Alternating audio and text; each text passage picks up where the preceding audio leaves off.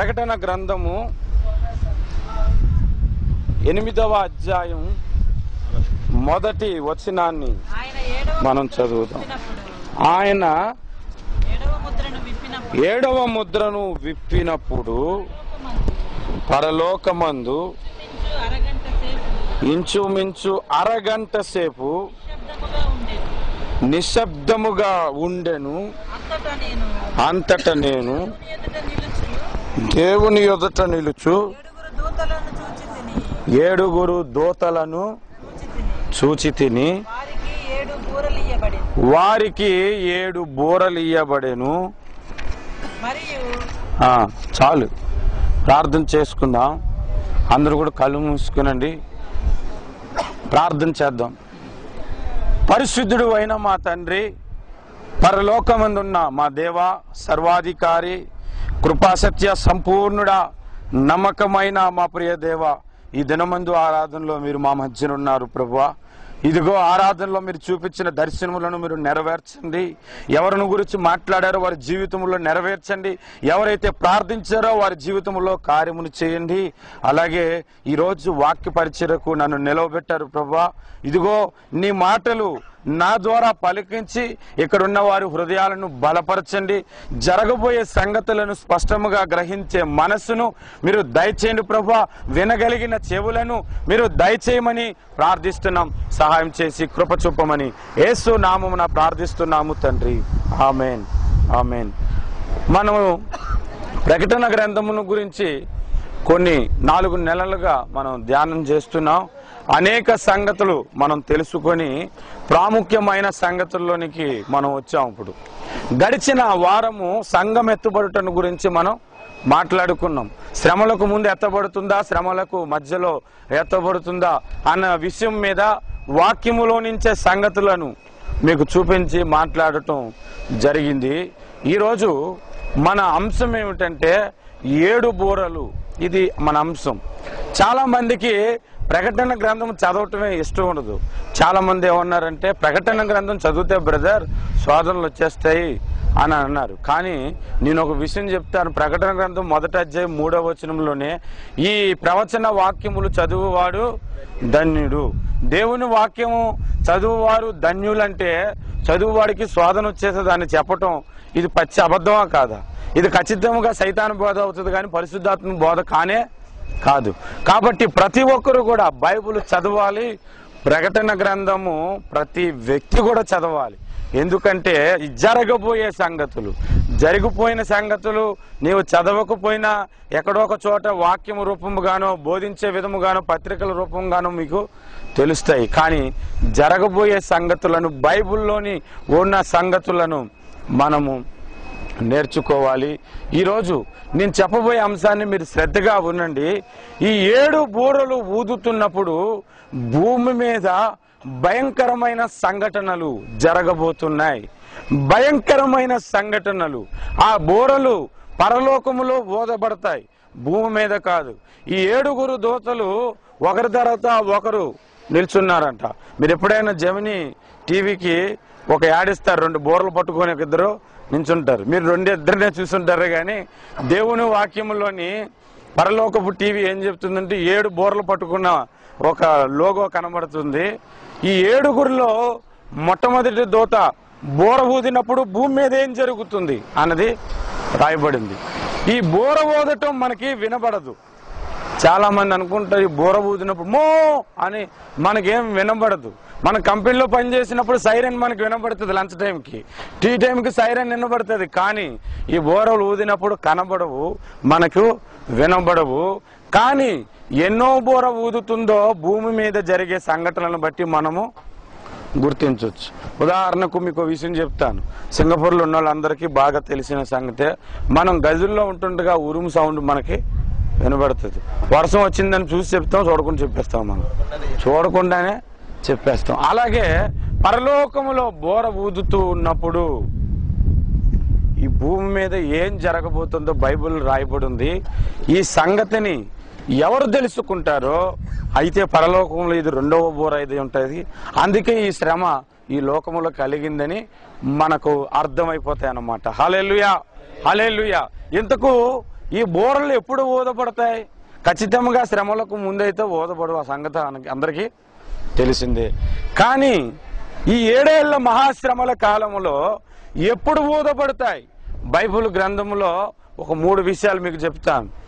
7 ముద్రలు ఉన్నాయి, 7 బోరలు ఉన్నాయి, 7 పాత్రలు ఉన్నాయి, ఉగ్రతా పాత్రలు. చాలా మంది ఈ 7 సంవత్సరాలకి, ఒక సంవత్సరంలో ముద్రింపబడుతుంది, ఒక సంవత్సరంలో బోర ఊదబడుతుంది, ఒక సంవత్సరంలో పాత్ర కుమ్మరించబడుతుంది.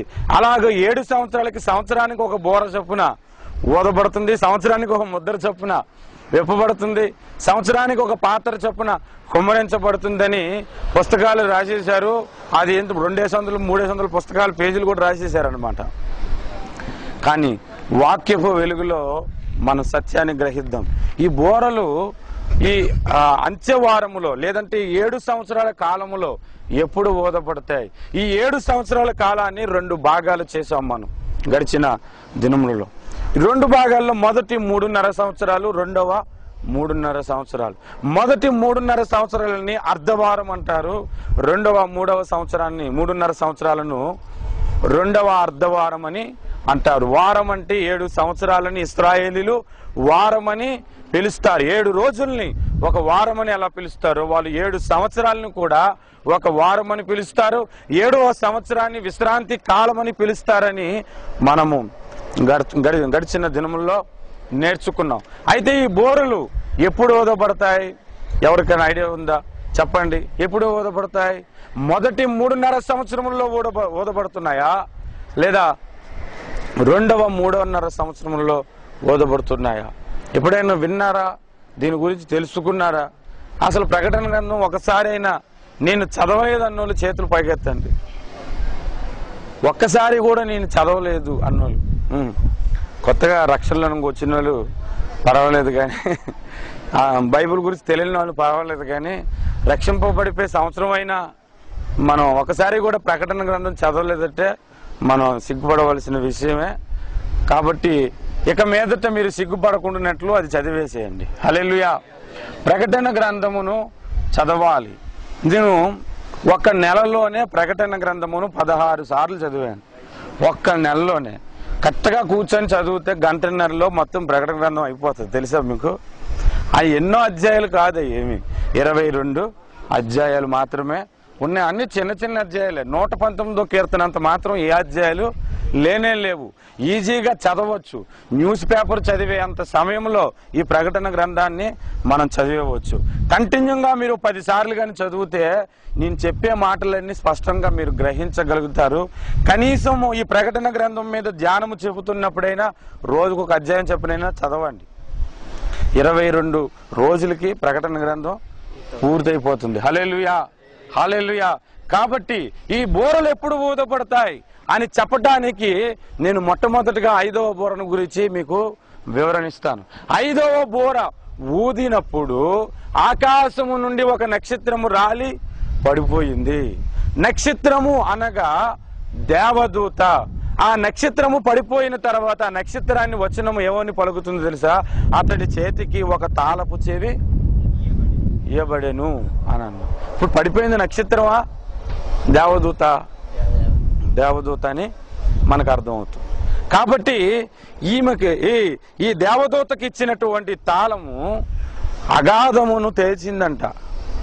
ఈ దేవదూత ఏం చేశాడంటే అగాధమును తెరిచినప్పుడు అగాధములో నుండి ఒక పొగ జోరుగా వచ్చి ఆకాశానికి వెళ్ళిపోయి ఆ పొగకు సూర్యకాంతి కిరణాలు కూడా భూమి మీద పడలేదు.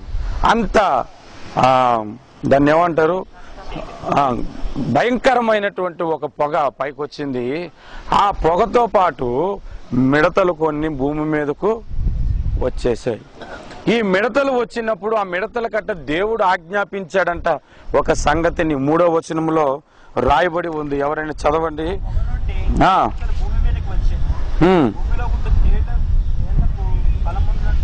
వాటికి బలం ఇయ్యబడెను. 4 మరియు నొసలయందు దేవుని ముద్ర లేని మనుషులకే తప్ప భూమిపైనున్న గడ్డికైనను ఏ మొక్కలకైనను ఏ వృక్షమునకైనను హాని కలుగ చేయకూడదు అని ఆజ్ఞ ఇయ్యబడిందంట. ఇప్పుడు దేవుడు ఏమని ఆజ్ఞాపించాడంటే గడ్డికి గాని చెట్లకు గాని భూమి మీద ఉన్న ఏ జంతువుకి హాని చేయొద్దు, దేవుని ముద్ర కలిగిన భక్తులకు కూడా హాని చేయొద్దు, దేవుని ముద్ర లేని వారికి మాత్రము హాని చేయమని ఆజ్ఞ ఇవ్వబడిందంట. అందుకే అక్కడ రాయబడి ఉంది, దేవుని ముద్ర లేని మనుషులకే తప్ప మరెవరికి హాని చేయకండి. సంఘము శ్రమలకు ముందు ఎత్తబడదు అని చెప్పటానికి ఇదొక వచనం. మనకి సంఘము శ్రమలలోనే ఉంటుంది. ఈ దేవుని ముద్ర కలిగిన వ్యక్తులు ఎవరు? మీరు ఆలోచించారా ఎప్పుడైనా? మీరు ఎప్పుడైనా ఆలోచించారా? ఒకసారి నేను ఒక పుస్తకాన్ని చదువుతున్నప్పుడు అందులో ఏమని రాశారంటే, ఈ దేవుని ముద్ర కలిగిన మనుషులు ఎవరు అంటే అది ఇశ్రాయేలీలని చెప్పారు. కానీ ఇది నేను నమ్మలేదు. ఎందుకంటే నమ్మలేదు, ఇశ్రాయేలీలకి వీరు నా ప్రజలు అని చెప్పడానికి ముద్ర అవసరం. ముద్ర ఎందుకు వేస్తారు? మీకు ఇంతకుముందు ముద్ర అనే సంగతిని నేను ఒకసారి వాక్య పరిచయం చేశాను. ముద్ర ఎందుకు వేస్తారు? ఉదాహరణకు ఒక ఇల్లు కొనుక్కున్నాం, దాని మీద నా వేలు ముద్రలు వేసుకుంటే అర్థం ఏంటది? నాది అనే కదా అర్థం, అవునా? ముద్ర ఎందుకు వేస్తారంటే ఇతడు నా వ్యక్తి అనిపించుకోవటానికి. దేవుని ముద్ర ఎవరి మీద ఉంటుందో ఆ వ్యక్తి దేవునికి సంబంధించిన వ్యక్తి, ఆ వ్యక్తి దేవుని సొత్తు. దేవుని ముద్ర ఎవరికి ఉండదో వారు దేవునికి సంబంధించిన వ్యక్తులు కారు. వారికి మాత్రం ఈ మిడతలు హాని చేస్తాయంట. అయితే దేవుని ముద్ర కలిగిన వ్యక్తులు ఎవరు అంటే ఇశ్రాయేలీలు కూడా కాదు. ఎందుకంటే ఇశ్రాయేలీలకి ప్రత్యేకముగా వీరి దేవుడు ఫలానా అని చెప్పవసరం లేదు. ప్రపంచం అంతటికి తెలుసు యెహోవా ఇశ్రాయేలీల దేవుడని ప్రపంచం అంతటికి తెలుసు. కానీ ఎవరికి ముద్ర అవసరమైందంటే అన్యజనులకు దేవుడు రక్షణ ఎప్పుడైతే ఇవ్వటం ప్రారంభించాడో, ఎప్పుడైతే అన్యజనుల రక్షణార్థమే దేవుడు ప్రణాళిక కలిగాడో వారికి పరిశుద్ధాత్మ ముద్ర అవసరమయ్యింది. ఎఫెసీయులకు రాసిన పత్రిక 1వ అధ్యాయములో ఈ మాట రాయబడి ఉంది. చూడండి, ఎఫెసీయులకు రాసిన పత్రిక 13వ అధ్యాయం 13వ వచనం అనుకుంటాను. మీరు సత్యవాక్యమును అనగా మీ రక్షణ సువార్తను విని క్రీస్తునందు విశ్వాసముంచి వాగ్దానము చేయబడిన ఆత్మచేత మీరు ముద్రించబడితిరి. హల్లెలూయా, హల్లెలూయా. ఇలా పరిశుద్ధాత్మ చేత ముద్రించబడిన వ్యక్తులు శ్రమల కాలంలో ఉన్నారు. ఇది 5వ బోర సంభవం కాబట్టి ఖచ్చితముగా ఈ 5 బోరలు ఎప్పుడు ఓదాలి? మొదట అర్ధవారంలోనే ఓదాలి. మొట్టమొదటి ఈ 3.5 సంవత్సరాల కాలంలోనే ఈ 7 బోరలు ఓదబడతాయి. ఇప్పుడు మీరు ఆలోచించండి, ముందు ఒక సంగతిని చెప్పా, సంవత్సరానికి ఒక బోర చొప్పున వేస్తే 5వ బోర ఎప్పుడు ఓదాలి? 5వ సంవత్సరంలో ఓదాలి. అప్పుడు తప్పు వస్తుందా లేదా? కాబట్టి వాక్యాన్ని చూడగలిగే కన్నులు మనకు కావాలి. నేను ప్రకటన గ్రంథం ప్రారంభించక మునిపే ఒక సంగతి చెప్పాను. దావీదు ప్రార్థన చేసేటట, మోకాలున నీ ధర్మశాస్త్రములో ఆశ్చర్యకరమైన సంగతులున్నాయి, అవి నేను చూచినట్లు నా కన్నులు తెరువుము అంటే అతడు గుడ్డోడా కాదు చెప్పండి? చాలా మంది కంటికి కనబడుతున్నాయి, కంటికి కనిపించే రక్షణ గురించి తెలుసు, పాటల గురించి తెలుసు, కానీ వాక్య జ్ఞానము తెలియని అంధకారములో చాలా మంది ఉన్నారు. అందుకే ఏ బోధకైనా నమ్మిసే స్థితిలో విశ్వాసులు ఉండటం మనం చూస్తాం. ఈ 5వ బోర ఊదిన సంభవాన్ని మనం గ్రహిస్తే ఈ 7 బోరలు మొదటి 3.5 సంవత్సరాల కాలంలో ఊదపడుతుంది. ఇంకొక సంగతి కూడా నేను మీకు చెప్తాను. 7వ బోర ఊదినప్పుడు సువార్త సమాప్తమని రాయబడి ఉంది. 10వ అధ్యాయం ప్రకటన గ్రంథం 7వ వచనములో 7వ దూత పలుకు దినములలో అతడు బోర ఊదబోవచ్చుండగా దేవుడు తన దాసులకు ప్రవర్తలకు తెలిపిన సువార్త ప్రకారము దేవుని మర్మము సమాప్తమగునని. చూడండి, 7వ బోర ఊదినప్పుడు సువార్త ప్రకారమైన మర్మము సమాప్తం అంట. అప్పుడు వరకు సువార్త ప్రకటించబడుతూ ఉందంటే రక్షింపబడవలసిన వ్యక్తులు ఇంకా ఉన్నారని అర్థమా కాదా? రక్షింపబడవలసిన వ్యక్తులు ఉన్నారు అంటే శ్రమలకు ముందే యేసు రాకడ జరగలేదని అర్థమా కాదా? ఆ 7వ బోర ఊదినప్పుడు సువార్త మర్మము పూర్తి అవుతుంది, అప్పుడు సంఘము ఎత్తబడుతుందని గడిచిన వారంలో నేను మీకు తెలియపరిచాను. హల్లెలూయా, హల్లెలూయా. కాబట్టి 7 బోరలు ఎగ్జాక్ట్లీగా చెప్పాలంటే మొదటి 3.5 సంవత్సరంలో కాలంలోనే ఈ బోరలు ఊదబడతాయి. హల్లెలూయా. మీకు 2 విషయాలు చెప్పాను. మొట్టమొదటిది, ఈ బోరలు పరలోకములో ఊదుతుండగా భూమి మీద జరిగే సంభవాలను బట్టి ఎన్నో బోర ఊదుతుందో మనం తెలుసుకోవచ్చు అనే సంగతిని చెప్పాను. రెండవది, ఈ బోరలు మొదటి 3.5 సంవత్సరాల కాలంలో ఊదబడుతున్నాయని నేర్చుకున్నాం. ఇప్పుడు అసలు సంగతిలోనికి వద్దాం. ఈ బోరలను 7 బోరలను కూడా 2 భాగాలు చేశారన్నమాట. మీరు వినండి శ్రద్ధగా. 2 భాగాలు అంటే 4 బోరలు ఒక భాగము, ఆఖరి 3 బోరలు ఒక భాగము. 4 + 3 7. మొదటి 4 బోరలను ఒక భాగముగా ఎందుకు చేశారంటే మొదటి 4 బోరలు ఊదినప్పుడు ఈ భూమి మీద ప్రకృతి సంబంధమైనటువంటి శ్రమలు కలుగుతాయి. కానీ మిగిలిన 3 బోరలు ఊదినప్పుడు అది ఇంకా భయంకరమైన శ్రమ. కాబట్టి ఆ మిగిలిన 3 బోరలు ఊదక మునుపు ఒక దేవదూత, ఒక పక్షిరాజు ఏవని ప్రకటన చేస్తున్నాడో మనం వాక్యములోని చూద్దాం. వచనం చెప్దాం, అందరూ తెరిచి ఆనందిస్తారు కదా. 8వ అధ్యాయం 12వ వచనము నుండి మనం చూస్తే 12వ వచనములో 4వ దూత బోర ఊదటం కనబడుతుంది. ఆ తర్వాత 5వ బోర గురించి 13వ వచనములో లేదు, గాని 13వ వచనములో ఒక మాట రాయబడింది చూడండి. మరియు నేను చూడగా ఆకాశము మధ్యన ఒక పక్షిరాజు ఎగురుచు బోరలు ఊదబోచున్న దూతల బోరల శబ్దములను బట్టి భూనివాసులకు అయ్యో అయ్యో అయ్యో అయ్యో అని ఇది గొప్ప స్వరముతో చెప్పుట వింటుని. ఇప్పుడు నేను ఆ మాటని చెబుతాను, అయ్యో అయ్యో అయ్యో అని ఉంటారా? చెప్పండి. కాదు కదా, కాదు. మనం ఏదైనా సంగతిని ఆలోచించినప్పుడు ఒకసారి యేసుప్రభు అన్నాడు, అయ్యో శాస్త్రులారా అని అన్నాడు. దాన్ని అయ్యో శాస్త్రులారా అని అన్నారు. అయ్యో అంత బిగ్గరగా అన్నారంటే మీరు ఆలోచించండి, అది ఎంత భయంకరమైన శ్రమ. 3 సార్లు అయ్యో అనటం అక్కడ మనం చూస్తాం. మిగిలిన 3 బోరలకు అంత భయంకరమైన శ్రమ. ఒక్కొక్క బోర ఒక్కొక్క ప్రత్యేకమైన శ్రమ. కాబట్టి ఒక్కొక్క ఆఖరి 3 బోరల గురించి మొదటి శ్రమ, 2వ శ్రమ, 3వ శ్రమ అని రాయబడి ఉంది. మీరు చూడండి 9వ అధ్యాయం 1వ వచనంలో 5వ బోర ఊదిన తర్వాత, ఆ 5వ బోరను గురించిన సంగతులు జరిగిపోయిన తర్వాత 12వ వచనములో ఏమనుందో చూడండి. మొదటి శ్రమ గతించెను అంటే 5వ బోర సంగతి అయిపోయింది. ఇదిగో మరి 2 శ్రమలు ఇటు తర్వాత వచ్చును అంటే 6, 7 బోరల శ్రమలు. తర్వాత 6వ బోర పూర్తయిపోయింది. 11వ అధ్యాయం 14వ వచనంలో మీరు చూడండి. 2వ శ్రమ గతించెను, ఇదిగో 3వ శ్రమ త్వరగా వచ్చుచున్నది అన్నాడు. హల్లెలూయా. అమ్మా, దేవుని కృపను బట్టి 3 సంగతులు చెప్పేశాను మీకు. నేను చెప్పాలనుకున్న 3 సంగతులు చెప్పేశాను. ఈ బోరలను 2 భాగములు చేశారు. ఒకటి 4 బోరలు ఒక భాగము, 3 బోరలు ఒక భాగము. ఇప్పుడు మొదటి 4 బోరల గురించి మనం ధ్యానించక మునుపు ఒక సంగతిని బైబిల్లో మనం చదువుదాం. ప్రసంగి గ్రంథము 1వ అధ్యాయము 7వ వచనాన్ని ఒకసారి చదువుకుందాం. ప్రసంగి గ్రంథము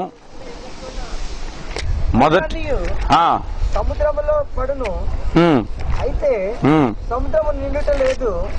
ప్రసంగి గ్రంథము 1వ అధ్యాయం అదేనా 7వ వచనం చదువు.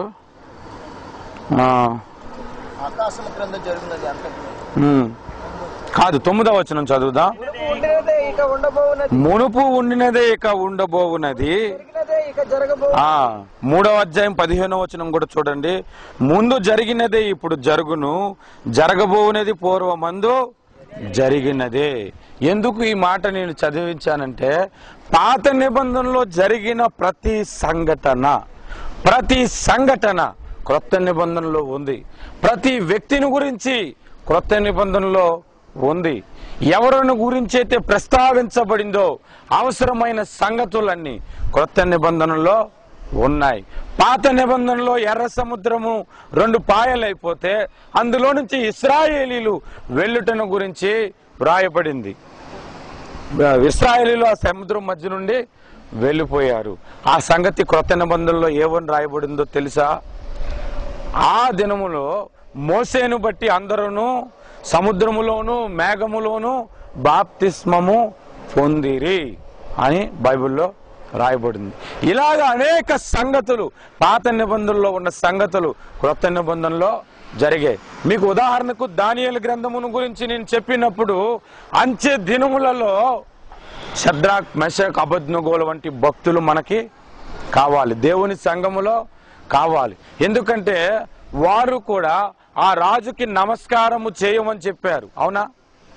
ఏమని చెప్పారంటే వారి గురించి ఇంకొక మాట, ఓ రాజా, మమ్ములని అగ్నిగుండములో నుంచి తప్పించుటకు మా దేవుడు సమర్థుడు, తప్పించకపోయినను కాలి చస్తాం గాని నీకు నమస్కారం చేయమన్నారు.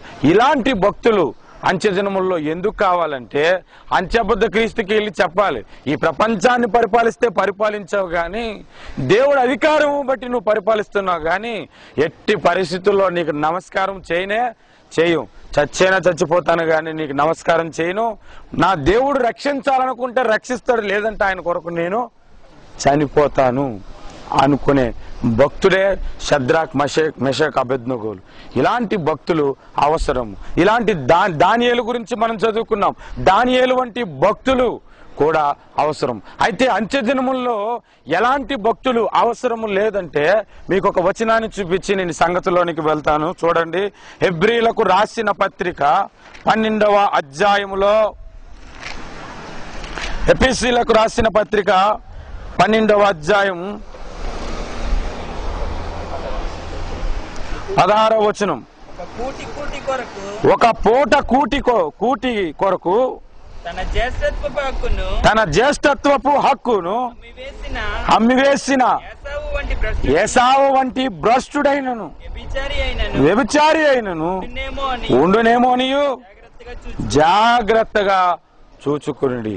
అంత్యక్రీస్తు పరిపాలన ప్రారంభం అవ్వగానే క్రైస్తవుడు అన్నోడికి భోజనం ముందు ఉండదు. బైబిల్లో రాయబడి ఉంది, కరువులు కలుగునని రాయబడి ఉంది. 3వ ముద్ర విప్పగానే ఏం జరుగుతుందంట? కరువు భయంకరంగా వస్తుందట. అప్పుడు అనేకులు సంతోషంగా తింటారు. నీ పక్కనే అంత్యబద్ధ క్రీస్తుని ఆరాధించే భక్తుడు కడుపు నిండుగా అన్నం తింటాడు, ఒక్కసారిరా ఒక నమస్కారం కొట్టిసి తినరా అని చెప్తాడు. అప్పుడు నువ్వు ఏసావు వంటి భ్రష్టుడు అయితే కనుక గబాలని వెళ్ళి, ఏముందిలే ఈ జ్యేష్ఠత్వం, ఇక్కడ ఆకలి మంటతో చచ్చిపోతున్నాను, కాస్త పెట్టేరా తమ్ముడు అని చెప్పి ఆ తమ్ముడని పిలిచి ఆ సంఘంలో జాయిన్ అయిపోతారు అనమాట. ఇలాంటి ఏసావులు అంచె దినముల్లో చాలా మంది ఉంటారు. అందులో మీరు ఉండకూడదని ఈ వచనాన్ని పౌలు చేత దేవుడు రాయించాడు. ఈ రోజు నా చేత ఈ మాటను మీకు తెలియపరుస్తున్నాడు. ఏసావు వంటి భ్రష్టుడైనను మీలో ఉండకుండా జాగ్రత్త పడండి. అలాంటి భ్రష్టుడు, అలాంటి వ్యభిచారి ఆయనకి అవసరము లేనేలేదు. ఎందుకు ఈ సంగతులు చెబుతున్నానంటే, పాత నిబంధనలో ఉన్న ప్రతి వ్యక్తి చరిత్ర కూడా మనము చదివితే, వాళ్ళ గురించిన భావమును మనం గ్రహిస్తే, అలాంటి జీవితం మనకు ఉండకూడదో, ఎలాంటి జీవితం మనకు ఉండాలో అక్కడ మన గురించి వ్రాయబడి ఉంది. మాకు ఒక్క ముక్కలో చెప్తాను, మీరు వినండి. మన బ్రతుకు బైబిల్ గ్రంథంలో ఉంది. నీ పేరున్న లేదు కానీ నీ బ్రతుకు మాత్రం బైబిల్ గ్రంథంలో ఉంది. ప్రత్యేకించి నీ పేరు లేదు, నా పేరు కూడా లేదు. సుదర్శన్ అనే వ్యక్తి ఇలాంటి చెడ్డవాడు అని నా గురించి లేదు, కానీ నాలో చెడ్డ లక్షణాలు అందులో ఉంటాయి. అది చదివినప్పుడు అది నేనే అని మనకి అర్థమైపోద్ది అన్నమాట. నీ గురించి బైబిల్లో ఉంది. భూమి మీద పుట్టిన ప్రతి వ్యక్తి గురించి బైబిల్లో ఉంది. హల్లెలూయా. అలాంటి పవిత్రమైన గ్రంథాన్ని మనం చేత పట్టుకున్నాం. హల్లెలూయా. ఏ గ్రంథంలో కూడా ఎవరి గురించి లేదు, కానీ ఈ గ్రంథంలో సృష్టికర్తను గురించి, ఆ సృష్టికర్త చేసిన మనుషులను గురించి ఉన్నది. హల్లెలూయా. ఇప్పుడు చూద్దాం, ముందు జరిగినవే మరలా జరగబోతున్నాయి కదా. మొట్టమొదటి బోర ఊదినప్పుడు ఏం జరిగిందంటే చూడండి, 8వ అధ్యాయం, ప్రకటన గ్రంథం 8వ అధ్యాయం 6వ వచనం, 7వ వచనం. మొదటి దూత బోర ఊదినప్పుడు రక్తముతో మిళితమైన వడగండ్లను అగ్నియు పుట్టి భూమిపైన పడవేయబడెను. అందువలన భూమిలో 3వ భాగము కాలిపోయెను, చెట్లలో 3వ భాగమును కాలిపోయింది, పచ్చగడ్డి అంతయు కాలిపోయిందంట. చూడండి, ఈ సంభవం ఎప్పుడైతే జరిగిందో బైబిల్ చదివిన వాడికి, బోధ గుర్తున్న వాడికి ఏమర్థం అవుతుంది?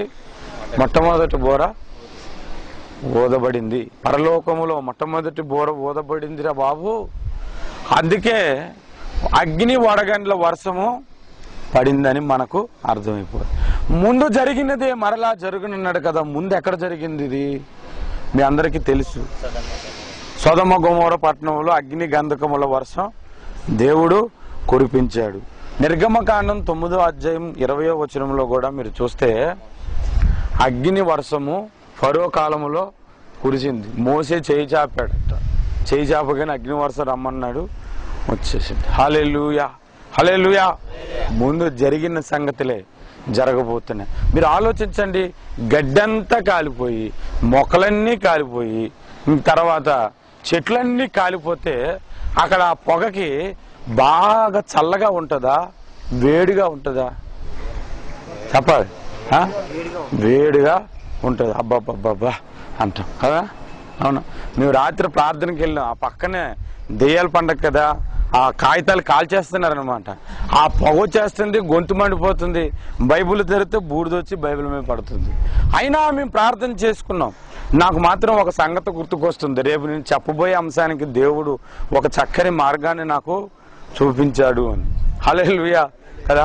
మీరు చూడండి, అంత్యదినముల్లో ఈ పొగకి ఈ ఆకులు కాలిపోయి ఎగిరిపోయి కొన్ని ఇల్లులు కూడా తగలబడిపోతాయి. అలాంటప్పుడు కూడా నువ్వు ప్రార్థన చేయట మానకూడదు. ఇది దేవుడు మనకి నేర్పిస్తున్న ప్రార్థన. మనం ప్రార్థన చేసినప్పుడు చెమట పడితే వెంటనే ఫ్యాన్ మన వైపు తిప్పేసుకొని మోకరించేస్తాం. కానీ యేసు ప్రభు ప్రార్థన చేసినప్పుడు గెత్సెమనే తోటలో ఆయన చెమట రక్తముగా మారిపోయింది. అబ్బా, ఇక్కడ గాలి రావట్లేదని అక్కడి నుంచి పైకి ఎక్కలేదు కొండకైనా. అక్కడే చెమట కారిపోతున్న ఆయన ప్రార్థన మీద గురి కలిగి, ప్రార్థన గురించి పట్టుదల కలిగి ఆయన ప్రార్థన చేశారు యేసు ప్రభు. హల్లెలూయా, హల్లెలూయా. కనుక మనం మన ప్రభువుని మనకు మాదిరిగా పెట్టుకుంటే మన ప్రార్థన జీవితము రాత్రులు పడుకోకుండా ప్రార్థన చేయగలుగుతాం. మనం ప్రభువుని మనం మాదిరిగా పెట్టుకుంటే ఎంత అలిసిపోయినా దేవుణ్ణి గణపరచుకుంటా మనము నిద్రపోము, దేవుణ్ణి గణపరచుకుంటా ఉండలేము. కాబట్టి అలాంటి సమయంలో ప్రార్థించే ప్రార్థన అనుభవం నీకుందా? హల్లెలూయా. ఇంపైన ధూపవేదికగా ఏకాంత ప్రార్థన నీకుందా? ఇంపైన ధూపవేదికగా ఏకాంత ప్రార్థన నీకుందా?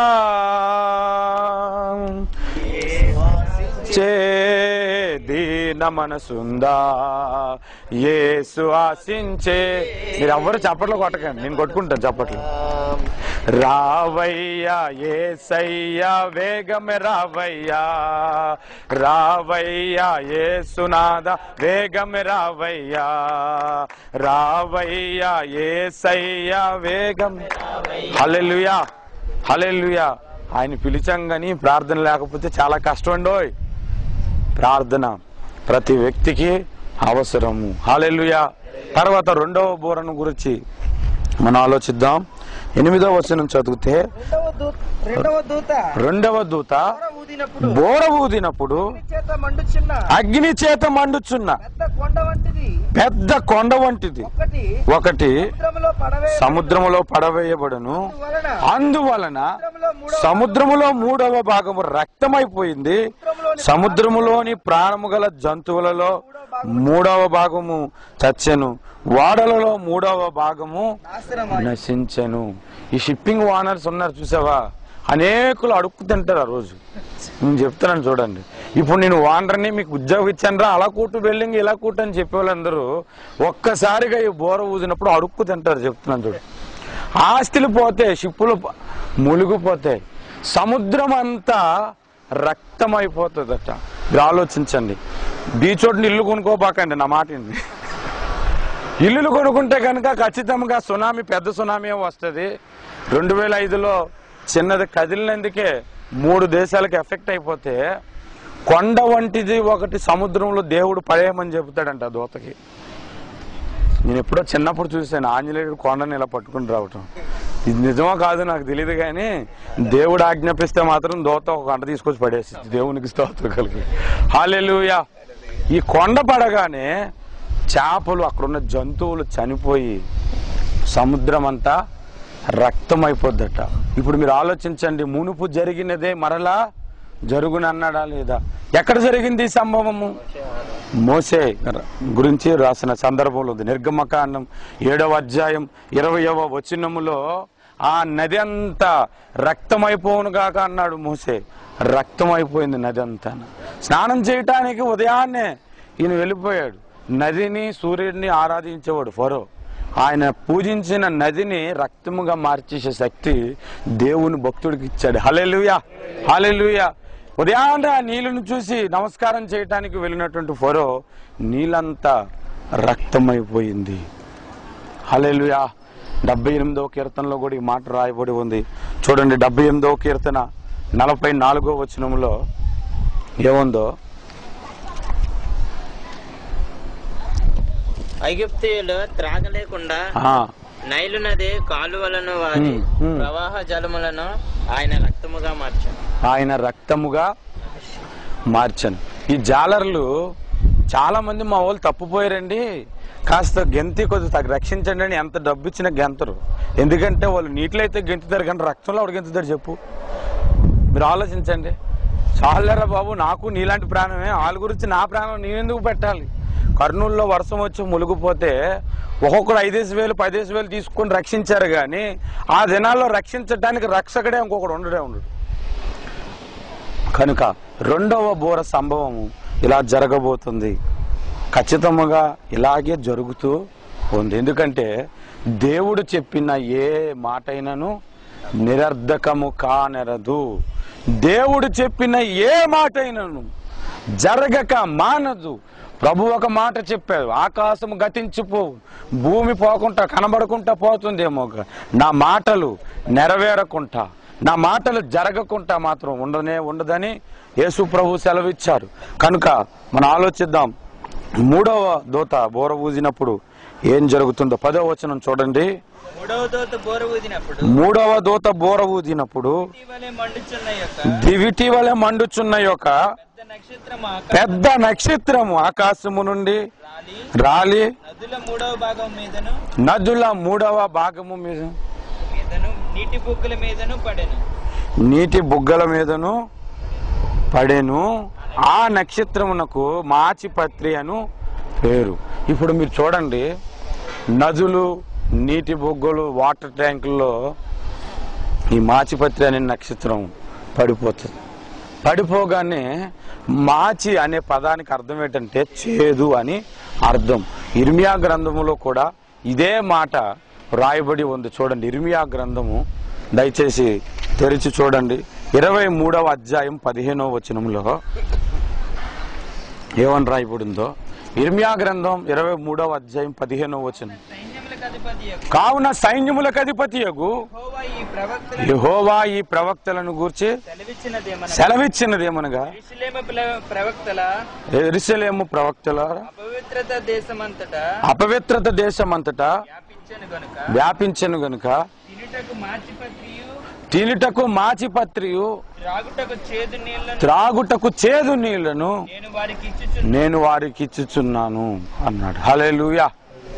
ఈ ప్రవచనం ఇక్కడ నెరవేరబోతుంది. మన నిర్గమకాండంలో కూడా చూస్తే నీళ్లు చేదుగా కనబడ్డిందా లేదా?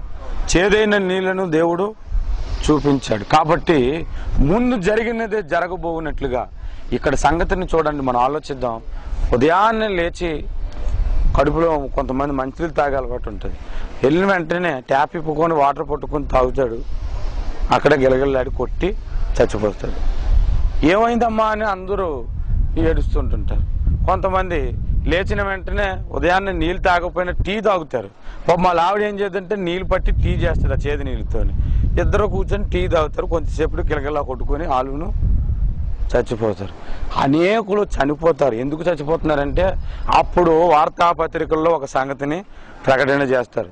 దయచేసి ప్రస్తుతం ఉన్న నీళ్లు తాగకండి, 2 రోజుల కిందటి నుంచే మీరు పట్టుకున్న నీళ్లుంటే తాగండి అనగాని ఇంక అందరూ పరిగెత్తుకుంటూ షాపులకు వెళ్ళిపోయి మినరల్ వాటర్ కొనుక్కుంటారు. ఇంకో ఒకరి తర్వాత ఒకరు వస్తాడు. రేట్ ఎంత పెడతారు చెప్పండి? ఒక వాటర్ బాటిల్ ఎంత రేట్ అయిపోతుంది చెప్పండి? ఇస్రాయేల్ దేశంలో ఒకసారి దేవుడు కరువు రప్పిస్తేనే పావురం రెట్ట 5 రూపాయలు ఇచ్చి కొనుక్కొని తిన్నారంట. పావురం రెట్ట.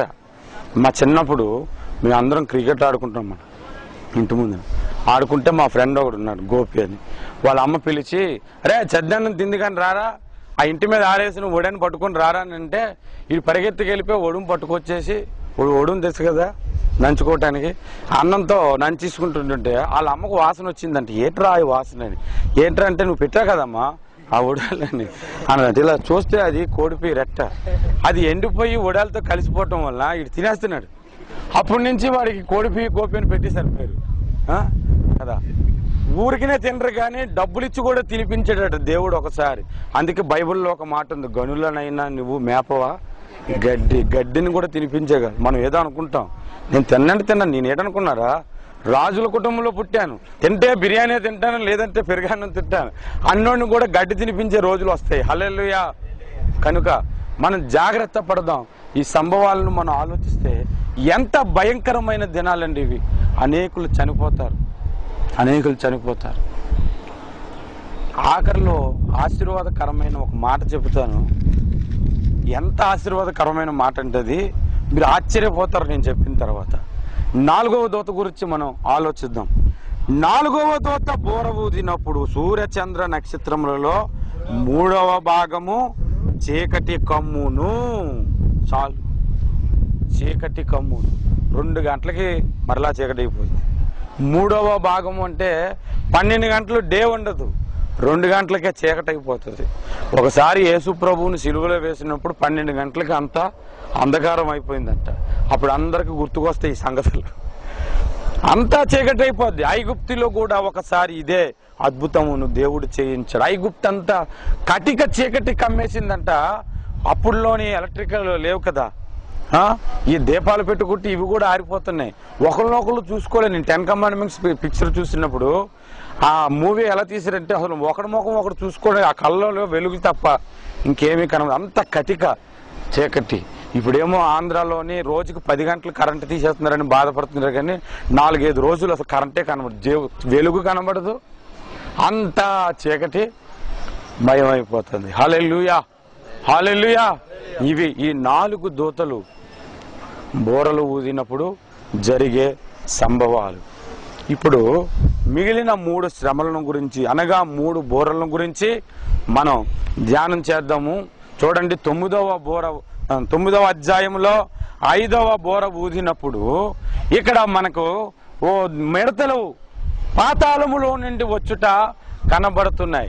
ఇవి మామూలు మిడతలు కావు, మునుపు జరిగినదే మరలా జరుగునన్నట్లుగా నిర్గమకాండములో కూడా ఐగుప్తు దేశం అంతా దేవుడు మిడతలను పంపించాడా లేదా? పంపించాడు. కానీ ఆ మిడతలు వేరు, ఈ మిడతలు వేరు. ఎందుకంటే మిడతల కంట రాజు లేడంట. సామెతల గ్రంథములో మీరు చదవండి. సామెతల గ్రంథము 30వ అధ్యాయం 27వ వచనములో మిడతలకు రాజు లేడు, అయినవి పంక్తులు తీరిపోవును అని రాయబడి ఉంది. కానీ 5వ బూర ఊదినప్పుడు వచ్చే మిడతలకు 11వ వచనం చదువుదాం. 9వ అధ్యాయంలో పాతాళపు దూత వాటిపై రాజుగా ఉన్నాడు. హల్లెలూయా. 2వది మామూలు మిడతలు గడ్డిని తింటాయి, గడ్డిని తింటాయి, మొక్కలు చిగురు ఆకుల్ని తింటాయి. కానీ ఈ మిడతలంట 3-4 వచనం చూస్తే భూమిపైన గడ్డికైనను ఏ మొక్కకైనను మరి ఏ వృక్షమునకైనను హాని కలుగజేయకూడదని రాయబడి ఉంది. ఈ మిడతలు ఎలా ఉన్నాయంట రూపానికి? మీరు ఆలోచించండి. అక్కడ రాయబడి ఉంది 8వ వచనములో, స్త్రీల తల వెంట్రుకలు ఉన్నాయి, వాటి పండ్లు సింహపు నోరు కోరల వలె ఉన్నాయి, ఇనప మైమరువులు ఉన్నాయి. తర్వాత వాటి రెక్కల ధ్వని యుద్ధమునకు పరిగెత్తినట్టు విస్తార గుర్రపు రథముల ధ్వని వలె ఉంది, వాటి తోకలు తేలు తోకలు వంటి ఉన్నాయి. నేను ఈ అధ్యాయాన్ని చదివినప్పుడు ఇవి పాతాళములో ఉన్నాయంటే దేవుడు సృష్టించినటువంటి అనేక ప్రపంచాలలో ఏదో ఒక ప్రపంచానికి సంబంధించిన జీవులు ఇవి ఏదో తప్పు చేసి పాతాళములో బంధించబడ్డాయి. ఆ బంధించబడినటువంటి ఈ మిడతలను అంత్యదినములలో భూ ప్రజలకు శోధించటానికి ఆ పాతాళపు దూత పంపి తాళము తెరిపించి ఈ భూమి అంతటికి మిడతలను పంపిస్తాయి. విస్తారమైన మిడతలంట, వాటి ముఖములు మనిషి ముఖమును పోలి ఉన్నాయంట. ఆ పోలికలు నేను ఒక్కొక్కటి చదివి మీకు చెబుతాను చూడండి. వాటికి బంగారు కిరీటములు ఉన్నాయి, అంటే వాటికి అధికారం ఉందన్నమాట. కిరీటం దేన్ని సూచిస్తుంది? అధికారాన్ని సూచిస్తుంది. ఆ తర్వాత మీరు చూడండి, మనిషి ముఖము వంటి ముఖము దానికి ఉన్నాయంట. మనిషి ముఖము దేన్ని సూచిస్తుందని చెప్పుకున్నాం? జ్ఞానాన్ని సూచిస్తుందని మనం గతంలో చెప్పుకున్నాం. వీటికి ఎంత జ్ఞానం ఉన్నాయంటే దేవుని ఆత్మచేత ముద్రించబడిన వ్యక్తులు వీరికి హాని చేయకూడదు అనే జ్ఞానము ఉంది. నీకు నాకు కూడా లేదు. మనము ఏ ట్రైన్లోనో ఎంఆర్టీలోనో ప్రయాణం చేస్తే మన పక్కనున్నోడు క్రైస్తవుడు అని అతను ముఖం చూసి మనం చెప్పలేము. కానీ ఈ మిడతలకు తెలుసు, ఇతడు క్రైస్తవుడు, ఇతడు జోలికి పోకూడదని దేవుడు మనకు చెప్పాడు, కాబట్టి ఇతడు జోలికి పోకంటే ఆ పక్కనున్నోడు క్రైస్తవుడు కాదు అని కరిచేవచ్చు అని కరిచేస్తాయి. చనిపోదాం అనుకుంటారట, మరణము వారికి కనబడదంట. అవి రథములతో పోల్చాడు. అంటే ఎంత స్పీడ్గా పరిగెడితే చూడండి. మనం అనుకుంటాం కొండెక్కిపోతే రావురా, చిట్టెక్కిపోతే రావురా అని, కానీ ఎక్కడికి వెళ్ళినా అవి వెనక వచ్చేస్తాయి. మీరు అప్పుడప్పుడు ఇంగ్లీష్ మూవీలో చూసే ఉంటారు కదా, భయంకరమైన జంతువులు వరుసగా వచ్చేస్తుంటుంటే హీరో కత్తి పట్టుకుని అన్నిటిని కోసి పడేస్తుంటుంటాడు కదా. అలాగంటే హీరోలు మాత్రం ఆ రోజుల్లో ఉండరు. నేను చెప్తున్నాను, అది కరవటముతోనే ఆ బాధ తట్టుకోలేక చచ్చిపోవాలనుకుంటారు, కానీ చావరు. ఈ బాధ 5 నెలల కాలము ఈ మిడతలు ఉంటాయట. ఎలా వస్తాయో తెలీదు, ఎలా పోతాయో తెలియదు. అయితే 6వ దూత గురించి మనం ఆలోచించక మునుపు ఈ పక్షిరాజు ఏమని ప్రకటన చేశాడు? అయ్యో అయ్యో అయ్యో. మొదటి అయ్యో అయిపోయింది. ఇప్పుడు రెండో అయ్యో దగ్గరకు వద్దాం. చూడండి, రెండో ఆ దూత 6వ బోర ఊదినప్పుడు ఇక్కడ మనకు సువర్ణ బలిపీఠము యొక్క కొమ్ముల నుండి ఒక స్వరము యూఫ్రటీసు అను మహానది యొద్ద బంధింపబడి ఉన్న 4 దూతలను వదిలిపెట్టుమని బోర పట్టుకొని ఉన్న ఆ 6వ దూతతో చెప్పుట వింటిని. మన బండి వచ్చింది, మనం తొందరగా చెప్పేసుకుందాం వాక్యాన్ని. ఇక్కడ చూడండి, 4 దూతలు యూఫ్రటీస్ నది దగ్గర ఎప్పుడో దేవుడు బంధించి ఉంచారు. ఆ 4 దేవుడు విడుదల కలుగు చేస్తాడంట. వాళ్ళకి 20 కోట్ల సైన్యం ఉంది. అవి ఎలాగున్నాయంటే గుర్రాల్లాగా ఉన్నాయి. ఆ గుర్రాలకు తోకలున్నాయి, ఆ తోకలకు తలలున్నాయి. పామును మీరు చూసే ఉంటారు, పాము తోకలాగా ఉంటుంది. ఆ ఎండింగ్ వచ్చేసరికి పెయింటింగ్ బ్రష్ లాగా ఉండదు, పాము బుర్రలాగా ఉంటుంది. ఆ తోకలతో మనుషులను గాయం చేస్తుంది. ఎవడైనా వెళ్ళి బుర్ర ఉందిరా గుర్రం అని అక్కడికి వెళ్ళి ఒక ఫోటో తీసుకోవడం అనుకో, తోకతో కరిసేసిద్ది. ఇంకా ఎంత భయంకరమైన దినంలో మీరు ఆలోచించండి. 20 కోట్ల సైన్యము ఈ 4 దూతలకు ఉందంటే ఈ ప్రపంచం అంతా మనుషులను బాధించటానికి ఎంత భయంకరమైన శ్రమలో.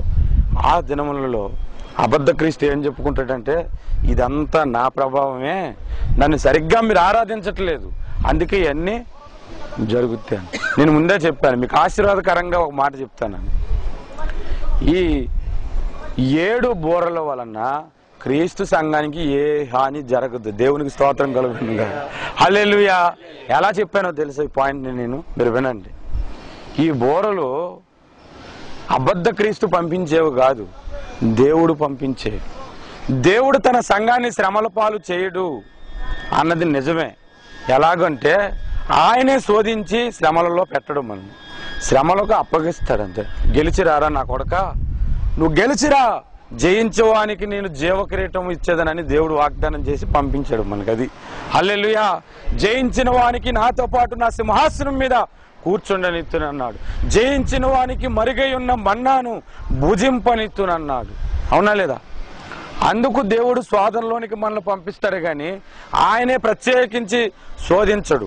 ఆయన మనకి శోధించడు. ఈ బోర్ల వల్ల మనకి హాని జరగవనటానికి 5వ బోర ఊదినప్పుడు దేవుని ముద్ర లేని వారికి హాని చేసే, కానీ దేవుని ముద్ర ఉన్న వారికి హాని చేసే లేవు. కానీ 6వ దూత బోర ఊదినప్పుడు కూడా అక్కడ ఒక సంగతిని మనం జ్ఞాపకం చేసుకుందాం. చూడండి 20వ వచనములో, ఈ దెబ్బల చేత చావక మిగిలిన జనులు దెయ్యములను చూడను, వినను, నడువను, శక్తి లేనివై బంగారు, వెండి, కంచు, రాయి, కర్రలతో చేయబడిన తమ హస్తకృత్యములైన విగ్రహములను పూజింపకుండా విడిచిపెట్టినట్లు మారు మనసు పొందలేదు. 21లో కూడా ఆఖరి భాగాన్ని చదివితే, వారు మారు మనసు పొందిన వారు కారు. మీరు ఆలోచించండి, ఒకవేళ సంఘం శ్రమలకు ముందు ఎత్తపడిపోతే మారు మనసు పొందాలని దేవుడు ఎందుకు అనుకుంటాడు? అవునా? అంటే ఆ సమయంలో కూడా మారు మనసు పొందాలనే కదా దేవుడు ఈ శ్రమను పంపించాడు. భూ ప్రజలందరికీ ఇలా కలిగించినప్పుడు ఆ భయముతోనైనా, ఇంత శ్రమ వచ్చినప్పుడైనా ఆ దేవుడిని నమ్మకపోతే ఎలా అని అనుకోరు. వారు మారు మనసు పొందని వారు కారట. మీరు ఆలోచించండి, మారు మనసు పొందిన వారికి ఈ హాని జరుగుతుందా? జరగదు. అందుకే చెప్పాను, ఈ 7 బోరల వలన మనకి ఏ హాని జరగదు. ఎవడైనా సరే ఆ విషపు నీళ్లు తాగి, ఆ టీ చేసుకుని తాగి చచ్చిపోతారేమో కానీ మనము త్రాగిన ఏమి జరగదు. ఎందుకు జరగదంటే, నీవు కొదము సింహములను నాగుప్రాములను త్రొక్కెదవు అన్న వచనాన్ని దేవుడు అప్పుడు నెరవేరుస్తాడు. హల్లెలూయా, హల్లెలూయా. ఎవడైనా మరణకరమైనది తాగినను వాడికి ఏ హాని జరగదు అనే వచనాన్ని దేవుడు అప్పుడు నెరవేరుస్తాడు. ఇప్పుడు తాగేపాకండి, తాగితే పోతాం. మీకు చెప్తున్నాను, ఖచ్చితంగా పోతాం మనం. హల్లెలూయా. ఒకసారి ఒక అతను నన్ను అడిగాడు, ప్రార్థన చేసుకుని ఏవైనా తినొచ్చా అన్నా అని అన్నాడు. తినొచ్చు తమ్ముడు అన్నా. బీఫ్ తినొచ్చా అన్నారు. తినొచ్చు అన్నాడు. చేపలు తినొచ్చా అంటే తినొచ్చు అని చెప్పాను. ఫోర్క్ తినొచ్చా? తప్పేం లేదు తమ్ముడు, పాత నిబంధనలు తినొద్దు అన్నాడు, కానీ కొత్త నిబంధనలో పౌలేమన్నాడు, భోజనము నిమిత్తం దేవుని పనిని పాడు చేయకండి అని చెప్పాడు. ఏదైనా సరే తినుట వలన అది బాత్రూమ్కి వెళ్ళినప్పుడు పోతుంది, కానీ నీ హృదయానికి అపవిత్రం కాదని యేసు ప్రభు చెప్పాడు. ఇవన్నీ చెబితే ఆఖరిలో నన్ను ఏమడిగాడంటే, ప్రార్థన చేసుకొని పాన్పరాకు తినొచ్చన్నా అని అడిగాడు. ప్రార్థన చేసుకొని కైని వేసుకోవచ్చన్నా అన్నాడు. అని అంటే అప్పుడు నేను ఒక మిషన్ చెప్పాను, ప్రార్థన చేసుకుని విషం కూడా తాగొచ్చు బ్రదర్, ప్లీజ్ తాగండి అన్నాడు. అది తాగడు. చచ్చిపోతాను భయం ఉన్నప్పుడు కొద్దిగా ప్రాణం తీసి కైని ఈ పాన్పరాకు వేసుకునే బదులు ఒకేసారి విషం తాగిరాదు. అది చేయడు. ఎందుకంటే నీ దేహం దేవుని ఆలయం బాబు, దీనిని పాడు చేసినోడు దేవుడు వాడిని పాడు చేయను అన్నాడు. అందుకే సిగరెట్ తాగినోడికి క్యాన్సరు, మందు కొట్టినోడికి గుండె కణాలు పడిపోతాయి. ఎందుకు అనుకుంటున్నారు? ఇందుకే కారణం. హల్లెలూయా. కాబట్టి మనం మాత్రం మన ఇంట్లో వాటర్ తాగుతాం, ఏమీ జరగదు. మీకు ఒక వాగ్దానాన్ని నేను చూపెడతాను. ప్రకటన గ్రంథం 3వ అధ్యాయం 10వ వచనంలో చూడండి, స్మరణ సంఘములో ఉన్న సంఘానికి ఈ మాట చెబుతున్నా. మీరు వినండి తమ్ముడు, నేను చెప్పిన తర్వాత నువ్వు చదువుదు. సంఘములో ఉన్న వారికి హాని జరగదు, కానీ సంఘములో భక్తిహీనులకు మాత్రం హాని జరుగుతుంది. ఇప్పుడు చూడు, ఆ మాట చూడు తమ్ముడు, 10వ వచనంలో ఏమనుందో, నీవు నా ఓర్పు విషయమైన వాక్యమును గైకొంటివి గనుక భూనివాసులను శోధించుటకు లోకమంతటి మీదకు రాబోవు శోధన కాలములో నిన్ను తప్పించేదను. శోధన అంటే ఇండివిజువల్గా వచ్చే శోధనలు కాదు, లోకమంతటా ఒక కాలం రాబోతుంది. ఆ కాలంలో ఈ స్మరణ సంఘానికే కాదు, ఈ స్మరణ సంఘం వంటి భక్తి ఎవరికి ఉంటుందో, 7 సంఘాల్లో లోపాలున్నాయి కానీ స్మరణ సంఘానికి లోపము లేదు. అలా లోపము లేని భక్తులు ఎవరి జీవితంలో ఉంటుందో వాడికి హాని జరగదు. హల్లెలూయా, హల్లెలూయా. అందుకే భక్తి చేయండి. ఒక అధ్యాయం చదివే భక్తి, 10 నిమిషాల ప్రార్థన భక్తి, ఒక వారం వస్తే ఒక వారం మానేసే భక్తి మానేసి ఖచ్చితమైన భక్తి జీవితం చేయటం నేర్చుకోండి. హల్లెలూయా. బలహీనముగా ఉండకండి, బలవంతులై ఉండండి. దేవుడు వాగ్దానం చేశాడు, ఓ తిమోతి, దేవుని కృపను బట్టి నీవు బలవంతుడు కమ్ము. తిమోతి బలహీనుడని నాకు ఆ వచనం చదివినప్పుడు అర్థమైంది. పౌలు చెబుతున్నాడు, నీకు బలం కావాలంటే బలానికి బార్లీ, ఆరోగ్యానికి హార్లిక్స్ అని చెప్పలేదు. అక్కడ ఏం చెప్పాడంటే దేవుని కృప వలన నీవు బలవంతుడవు కమ్ము అని చెప్పాడు. కాబట్టి మనం బలవంతులంగా ఉందాం. భక్తి జీవితంలో బలవంతులుగా మనం ఉన్నప్పుడు ఈ శోధనలకు మనం భయపడవలసిన అవసరం లేదు. మన పక్కన 10,000 మంది పడిన అపాయముని యొద్దకు రాదన్న వచనాన్ని కూడా దేవుడు అప్పుడు నెరవేరుస్తాడు. హల్లెలూయా, హల్లెలూయా. ఇప్పుడు వచ్చి వచనాలు నెరవేరలేదు, 7 ఏళ్ల మహాశ్రమల కాలంలో నెరవేరబోతాయి. ఆఖరి విషయాన్ని చెబుతాను. 7వ దూత బోర ఊజినప్పుడు ఏం జరుగుతుంది మనందరికీ తెలిసిన సంగతే. ఇది కూడా మనకి మేలైన సంగతే. సంఘము ఎత్తబడుతుంది. దేవునికి స్తోత్రం కలుగును గాక. అనేకులు ఎత్తబడతారు. ప్రభువుని ఎవరు అంగీకరించలేదు, ఎవరైతే యేసుని ఆరాధించటం లేదు, ఎవరైతే యేసుని రిజెక్ట్ చేస్తున్నాడో ఆ దినమున ఎత్తబడరు. ఎవరైతే భక్తి జీవితంలో బలహీనులైపోతున్నారు, ఎవరైతే సంఘాల్లో రాజకీయాలు చేస్తున్నారు, ఎవరైతే సంఘాన్ని బలహీనపరుస్తున్నారో వారు కూడా ఎత్తబడరు. వినండి మాటలు, శ్రద్ధగా వినండి. ఎవరైతే ప్రార్థన చేయటం మానేస్తారో వారు ఎత్తబడరు. ఎందుకు అంటే అపోస్తుల కార్యములు 2వ అధ్యాయము 21వ వచనములో రాయబడి ఉంది. 20వ వచనములో ఆ మహాదినము అంటే యేసు ప్రభు ప్రత్యక్షమగు ఆ మహాదినము రాకమునుపు సూర్యుడు నల్లగాను చంద్రుడు ఎర్రగాను మారిపోవునని రాయబడుతూ 21లో ఏముందంటే అప్పుడు ప్రార్థించిన వారందరూ రక్షించబడుదురు. కాబట్టి అంత్య దినములలో ప్రార్థన చాలా అవసరం. హల్లెలూయా. ప్రార్థన లేని భక్తి వ్యర్థం. ప్రార్థన లేని వాడు పరిశుద్ధుడు కాడని బైబిల్ చెప్తుంది. ప్రార్థన చేయని వాడు క్రైస్తవుడే కాదు. ఎప్పుడైనా బ్రదర్ ప్రార్థన చేయండి అనకండి, దయచేసి వచ్చి ప్రార్థన చేయండి. హల్లెలూయా. ప్రార్థన చేసినప్పుడు బలహీన పడిపోకండి. కనుక సంఘము ఎప్పుడు ఎత్తబడుతుందంటే ప్రార్థన ఆ సమయంలో మానేయకూడదు. నేను చెప్తున్నాను, 1 కోటి మంది క్రైస్తవులు ఉంటే 50 లక్షల మంది అబద్ధ క్రీస్తు దగ్గరికి వెళ్ళిపోతారు. నేను చెప్పే మాట నిజమండి. 10 మంది కన్యకులకి 4 వెళ్ళిపోయారు, 5 వెళ్ళిపోయారు. చెప్పండి, 5 వెళ్ళిపోయారు. 2 పొలంలో ఉంటుండగా 1 వెళ్ళిపోయారు, 1 2 తిరగలి విసురుతుండగా 1 వెళ్ళిపోయారు, 1 ఉన్నారు. ఎందుకు ఈ సంగతి చెప్తున్నానంటే ఆ ఎత్తబడిన గుంపులో నీ ఉండాలి. ఈరోజు ఆ ఎత్తబడిన గుంపులో నీ ఉండాలి అంటే నీ భక్తి జీవితంలో మార్పు కలగాలి. ఎవరో టీకాలో పిలిచారంటే ప్రేయర్ మానేకండి. ఇంకా పోటీ ఆడితో మాట్లాడుకుని మీ ఇంట్లో మీ ఎక్కలకు మీ నాన్న బాగున్నాడా చాలా కాలం ఏం చూస్తే ఒకసారి వెళ్ళినప్పుడు చూడరా అలాగే మాట్లాడారు కూర్చొని ఆ టిఫిన్ చేసి ఇంకేం వెళ్తాం ఈ పోటీకి నెక్స్ట్ వీక్ వెళ్దాం అన్న ఎలాగ బాధురే కదా అని మానేసే వాళ్ళు చాలా మంది ఉన్నారు. మన అన్న గురించి వెళ్ళట్లేదు, అక్కడ ఉన్న భక్తుల గురించి వెళ్ళట్లేదు, దేవుని గురించి వెళ్తున్నాం. హల్లెలూయా. దేవునికి స్తోత్రం కలుగును గాక. సంఘము ఎత్తబడినప్పుడు జరిగే సంఘటనలు మీకు చెబుతాను. ఒక ప్రెగ్నెంట్ లేడీ ఉందనుకోండి, ఆ లోపల ఉన్న బిడ్డ పరలోక రాజ్యానికి యోగ్యుడైతే కడుపులో బిడ్డ మాయమైపోతుంది. ఆమె అలాగే ఉంటుంది. స్కాన్ చేసుకుంటే 3 రోజుల వరకు 3 రోజుల కిందటే స్కాన్ చేసుకుని అమ్మ బిడ్డ ఉన్నాడు ఏమైపోయాడంటే తెలియదు. బాత్రూంలోకి భర్త స్నానంకి వెళ్ళి తలుపు పెట్టుకుంటాడు. ఏమండి తొందరగా రండి నాకు అర్జెంటు, ఏమండి తొందరగా రండి నాకు అర్జెంటు అని అంటే ఎంత తలుపు కొట్టినా తీయడు. అమ్మో నా భర్తకి ఏదో అయిపోయిందమ్మో నా పక్కన వాళ్ళని పిలిచి తలుపు బద్దలు కొట్టి చూస్తే లోపల వ్యక్తుండడు. ఏమంటే ఆయన కూడా ఎత్తబడిపోయాడు. హల్లెలూయా, హల్లెలూయా. ఇలాగా అనేకులు ఎత్తబడతారు. ఫ్లైట్లో జర్నీ చేస్తున్న పక్కన కూర్చున్నాడు కనబడ్డు. కార్ డ్రైవర్ ఎత్తబడ్డాడు అనుకో, కారులో కూర్చున్న వాళ్ళు సంగతి అంతే. కాబట్టి భయంకరమైనటువంటి శ్రమ భూనివాసులకు జరుగుతుంది, సంఘానికి మాత్రం మేలు జరుగుతుంది. దేవునికి స్తోత్రం కలుగును. నేను ఎత్తబడే గుంపులో ఉండాలి అనుకున్న వాళ్ళు లేచి నిల్చొని ప్రార్థన చేద్దాం. ఏమని ప్రార్థన చేయాలంటే, ఎత్తబడే గుంపులో నేను ఉండాలి అనుకున్నారు నీ గురించి, నీ కుటుంబమును గురించి, నీ స్నేహితుల గురించి, నీ పక్కన వారి గురించి, సకల పరిశుద్ధుల గురించి ప్రార్థన చేద్దాం. ఇప్పుడు కూడా మౌనంగా ఉండకండి.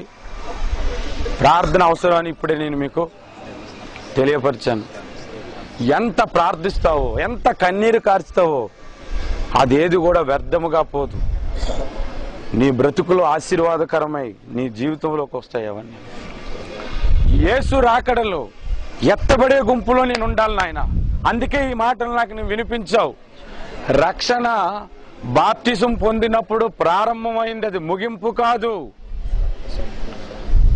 ఎప్పుడు ముగింపు వస్తుందంటే, యేసు ప్రభు చెప్పాడు, సకల జనులకు సాక్షార్థమై సువార్త ప్రకటింపబడిన తర్వాత అంతము వచ్చును, అంతము వరకు సహించువాడే రక్షించబడునని. యేసు రాకడలో నువ్వు ఎత్తబడినప్పుడు నీ రక్షణ సంపూర్ణం అవుతుంది. రక్షణ ప్రారంభం బాప్తిస్మం అయితే, రక్షణ ముగింపు యేసు రాకడలో నీవు ఎత్తబడటము. ఆ ఎత్తబడే గుంపులో నీ ఉండాలని మొదట నువ్వు ప్రార్థన చేసుకో. ఎందుకు ఈ మాట చెప్తున్నానంటే, ఇతరులను ప్రేమించే ముందు నిన్ను నువ్వు ప్రేమించుకోమని కూడా ప్రభు చెప్పాడు. ఏమని చెప్పాడంటే, నిన్ను వలే నీ పొరుగు వారిని ప్రేమించమన్నాడు. నువ్వు ప్రేమించుకోకపోయినా పర్వాలేదు, పొరుగు వారిని ప్రేమించనేది ప్రభు బోధ కాదు. నిన్ను నువ్వు ఎలా ప్రేమించుకుంటావో అలాగే పొరుగు వారిని ప్రేమించు. డిజిఎస్ దినకరన్ గారికి దేవుడు ఆ మాట చెప్పినప్పుడు, ఆయనకి శ్రమ వస్తే ఎలా ప్రార్థిస్తాడో, ఎదుటి వ్యక్తికి అలాంటి శ్రమ వస్తే అలాగే ప్రార్థించమని దేవుడు ఖండితంగా చెబితే, అలాంటి ప్రార్థన జీవితంతో ప్రార్థనా గోపురాన్ని ఆయన కట్టగలిగాడు. ఈరోజు అలాంటి ప్రార్థన నీకు అవసరం. రెండోది, మీ గురించి, మీ పిల్లల గురించి ఏడవండి అని ప్రభువు చెప్పాడు. ఎందుకు చెప్పాడు తెలుసా? మొట్టమొదట నీ గురించి ఏడువు, నీ కుటుంబం గురించి ఏడువు, నీ బంధువుల గురించి ఏడువు, నీ స్నేహితుల గురించి ఏడువు. ఎవడైనా తన కుటుంబమునకు ప్రార్థన నేర్పించకపోతే, తన కుటుంబమునకు వాక్యమును నేర్పించకపోతే, తన కుటుంబాన్ని సరిగ్గా పరిపాలించుకోకపోతే సంఘములోని నాయకత్వం చేయటానికి వాడు అర్హుడు కాడని బైబిల్ ఖచ్చితంగా చెబుతుంది. అందుకే పెద్దలు అన్నారు, ఇంట గెలిచి రచ్చగలమన్నారు. శ్రద్ధ కలిగి మాటలు వింటున్నారా?